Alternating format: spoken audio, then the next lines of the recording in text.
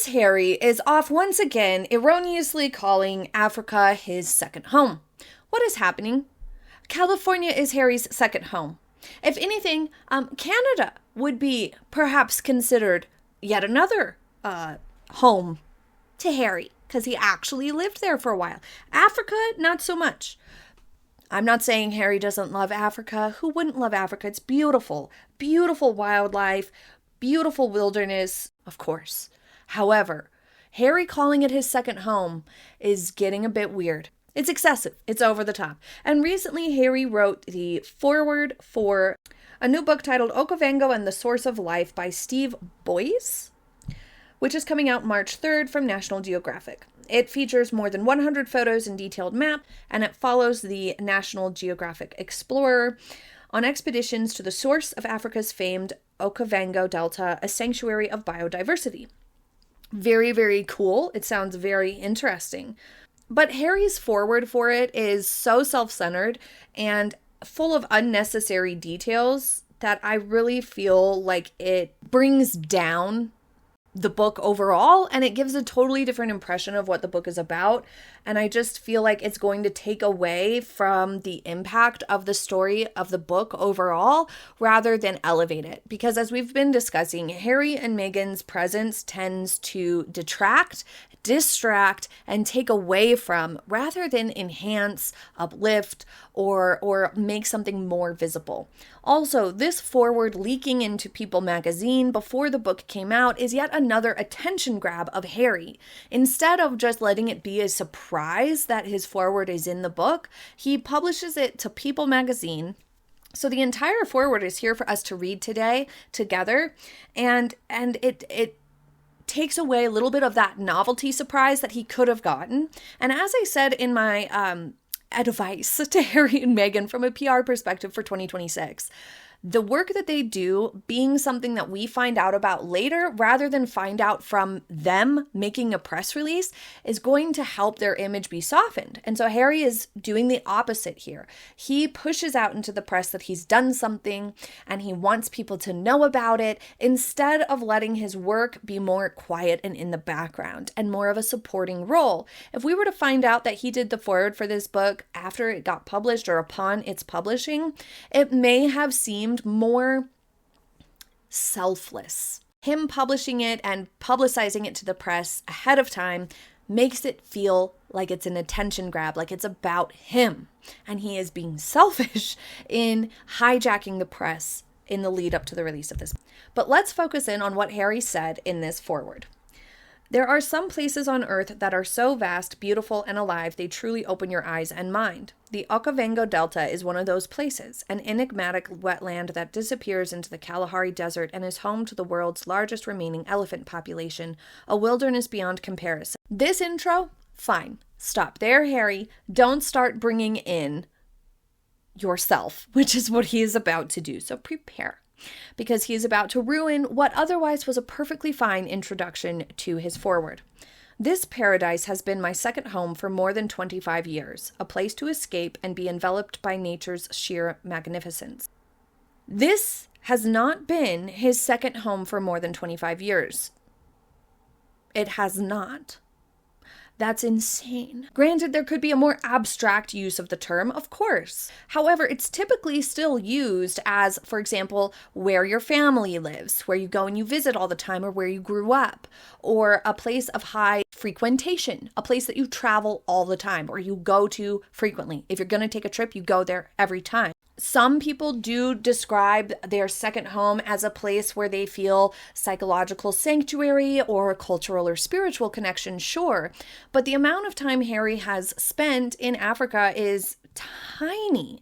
And so I feel saying it's your second home is misleading, over the top, and kind of taking a liberty with the situation to give the impression that this is your second home and that you have some super deep, consistent, long-standing connection where you frequently spend time is what that sounds like, but that's just not the case. So it makes Harry sound silly and over the top, like he's trying to create a more special relationship with Africa than he actually has, is what it sounds like. Then he doubles down on talking about himself. He recounts how in 1997 his mother walked through a live minefield being cleared by the Halo Trust, and that famous walk was a turning point in the fight against landmines. And he continues that when he first visited Okavango Delta shortly after his mother's death, there was a war still raging around the headwaters.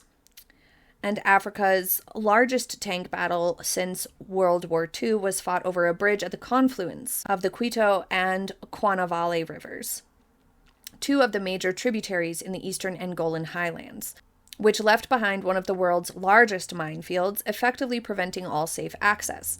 Now, this paragraph where he's recounting some of the history makes more sense to include.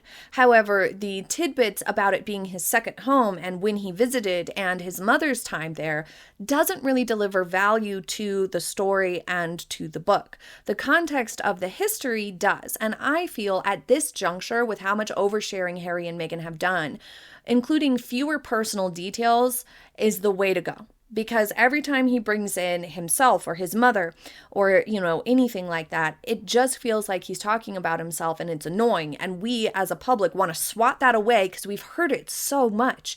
And it also discourages us from reading, engaging further, or continuing on with reading the story, because we've already heard all of this before.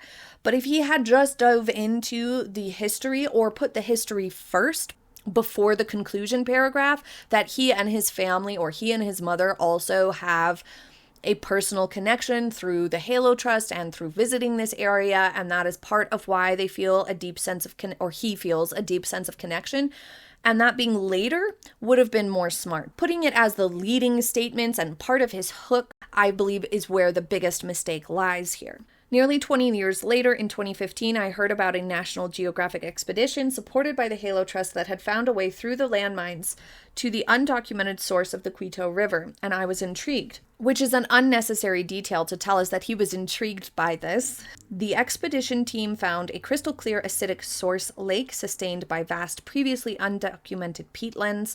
These types of details are great to include. It's the personal details that are unnecessary. He explains how these explorers and environmentalists had to navigate through these areas on many expeditions, that there was 57 scientists and local guides that explored all the major rivers and tributaries of this delta and discovered hundreds of new species and documented 29 source lakes, which are all fine elements to include, of course, keeping the focus on the actual project itself. Here, he takes a wrong turn once again. He discusses how we have a climate crisis and mass extinction that can no longer be ignored, and appreciating, preserving, and protecting these last wild ecosystems is essential to our collective survival. The best way for us to understand where we came from and where we need to get to is by visiting places like the Delta, and he calls it my source of life. How pretentious and unfair. It is not Harry's source of life. That is so just taking something for himself that does not belong to him and he has no right to say. I would be insulted if I was from that area. I'd be like, who is this dude saying this about our homeland? That's insane. I wouldn't like that if I were them, if I were a local or somebody who lived near that delta. I would find that to be rude. But by mentioning the climate crisis on the heels of Harry and Meghan, once again being criticized for taking private jets all over the place and unnecessary private jet travel and excessive amounts of convoys, it's hypocritical once again. It's never going to come across well. And Harry will never be respected as an environmentalist as long as he continues to have the biggest carbon footprint we have ever seen and try to say that he cares about climate crisis. You have to lead through action. What do you guys think about this excerpt from the book and Harry's foreword here? Do you think that he included too many personal details, or do you think that they make it more relevant to Harry being the one to put the foreword in the book? Leave your thoughts in the comments. Thank you for joining me today. I hope you have a happy day ahead, and I will see you next time. Bye!